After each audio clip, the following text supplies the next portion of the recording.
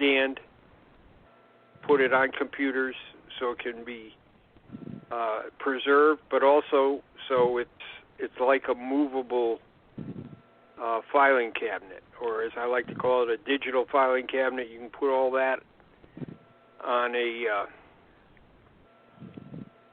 thumb drive or a external drive and walk around with it in your pocket.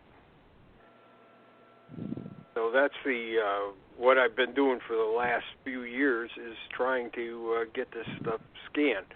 We've scanned from pre-47 up to 1965, and from August 67 to 1970. So you can see 66, a good part of 67 needs to be done, plus a lot of things after 1970. Now, we've also scanned material in the other eras that haven't, but we haven't finished scanning. It's just, like sometimes you could come across files, and a lot of my files are just piles. So when I start scanning, I may scan 73, the item from 73, and then an item from 52, and an item from 47. So it just becomes like that. So this is kind of a priority. We want to get this done. So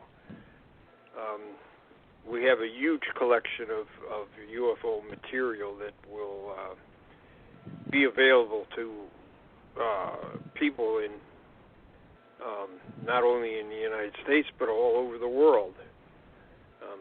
When you have this much material, then you can start doing things with it that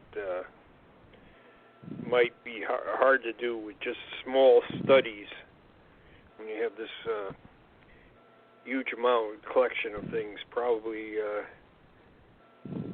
close to 100,000 cases.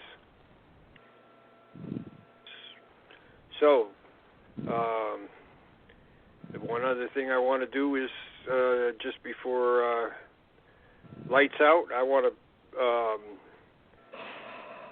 tie everything together on my website with a sort of a historical outline. So I'd say that's what I do. And what will happen to your website called Project1947.com, isn't it? I've already made arrangements for somebody to carry that on after I'm gone. Okay, that's good. Now, as far as being a historian at ACE, we have various people that volunteer for many groups. And a lot of social media now, of course, we are all slave to the Internet now, cyberspace junkies or people living inside the matrix and sharing our parts on, various places like mainly Facebook and YouTube are the big ones right now. Of course, a lot of us that are entrepreneurs use LinkedIn, and some of the younger kids do TikTok, but Instagram, places like that. But, Janette came back again, so I'll have to let her introduce. But we'll get into a conversation of what all we're doing, Jan, and talk about Dave McDonald coming back on. I'm sorry that we got off to a rough start. Janet Carlson. Okay, Jan's here, so I want you to introduce yourself to everybody and let everybody know you're here from Hawaii, and you've been helping us for 8 years do archived radio shows. And Jan Aldrich is here sharing his many, many years. So between all of us, I know we've got a minimum of 100 years. My 50, his 60. And you'll soon be 18, won't you, Janet, 18 years old? No, I'm 66. Yeah. No, I'm sorry I got booted, and I don't know. Then I got 3 calls in a row, so it was interesting. Okay. I booted, then my phone lit up. Can you hear me? Yeah. Okay, so I'm back. So I'm Janet Carlson. I've been on a couple hundred shows with TJ, so we know each other very well, and we're just UFO investigators, reporters, experiencers, all the above. So what's today's show about, TJ? You were talking about Jan Aldrich stepped down as MUFON director, and what's his name? David MacDonald has come into his replacement. Wasn't David MacDonald there before? He was the emeritus role.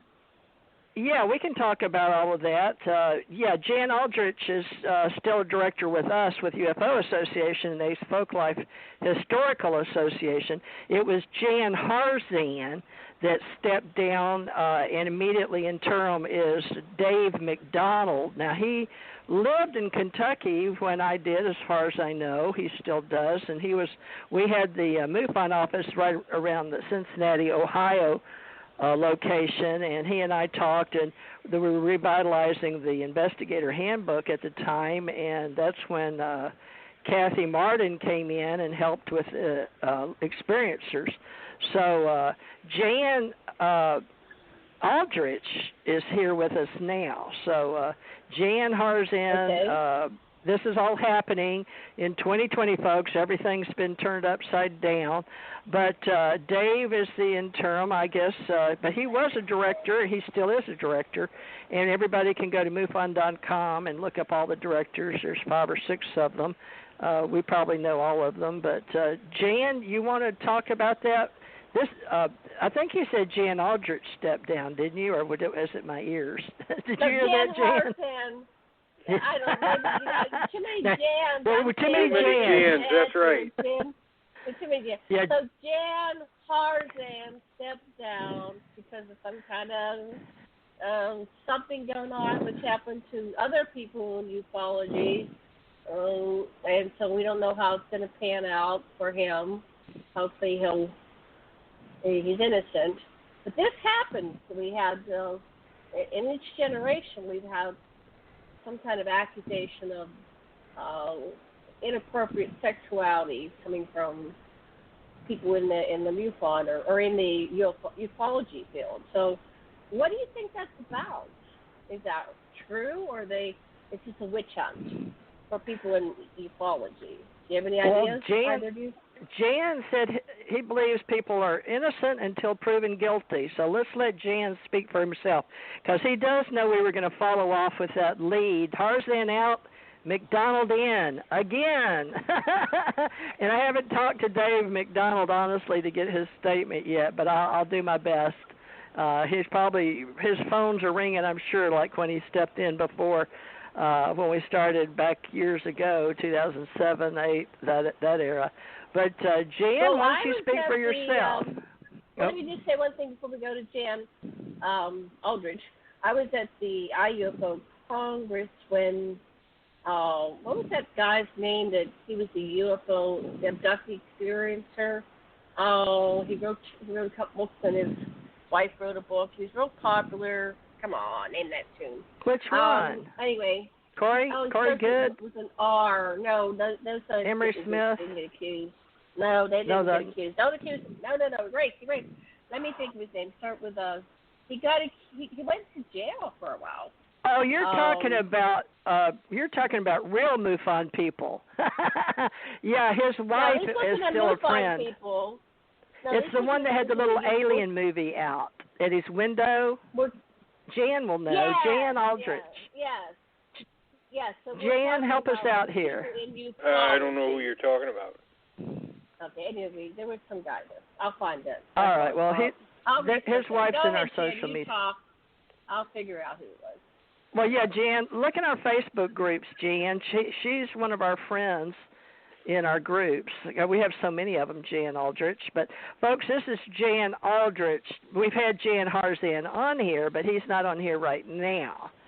So I did put a call into Jan, but I don't know if he's getting his calls or if someone else has his phone. But he is on a friend of mine in my phone. So, Jan, have you talked to Jan? I know he sends you stuff in the mail and everything. Have you talked to Jan today, Jan HARZAN? No, I have not talked to him. I haven't talked to him since last year, I don't think. We were trying to do something with AJ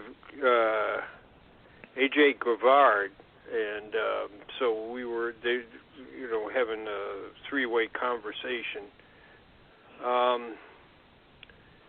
So I haven't really talked to him since then. The main place that I met him and talked to him was at the Orlando conference, which is now quite a few years back. And we talked about how UFOs can be studied. There was a lot of that going on at the conference right there. I haven't had any recent contact with him. Okay. Well, we're going to talk about that. Let me get Suzanne on here.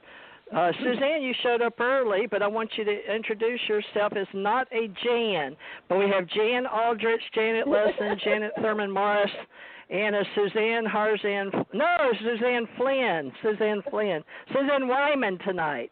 Okay, Suzanne, Go ahead and say hi to Janet and Jan Aldrich, if you don't mind.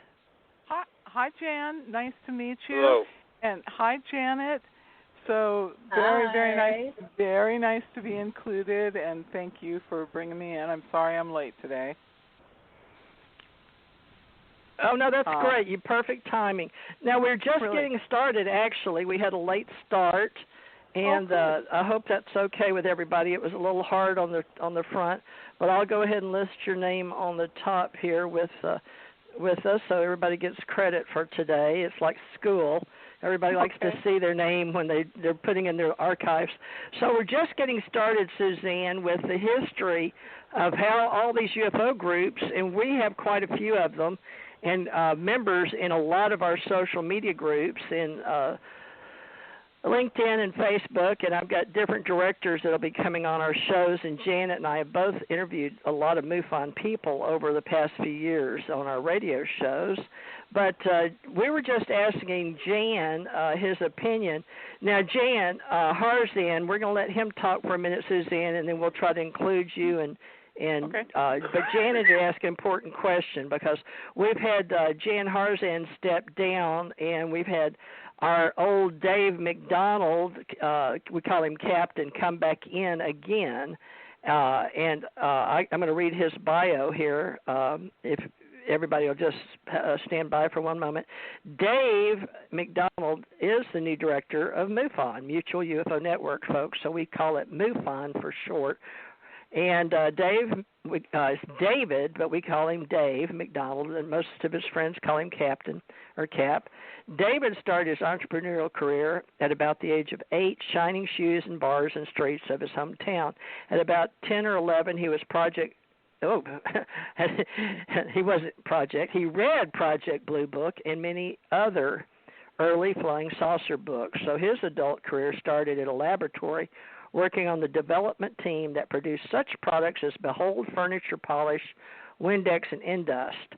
However, being an entrepreneur by nature, he went on to establish a number of businesses, among which was the MacDonald Defense Company, which became the largest independent security firm in the region. Additionally, he owned a manufacturing firm and produced an array of wireless microphones, listening devices, and other clandestine, depending on how you say it, gizmos, secret stuff.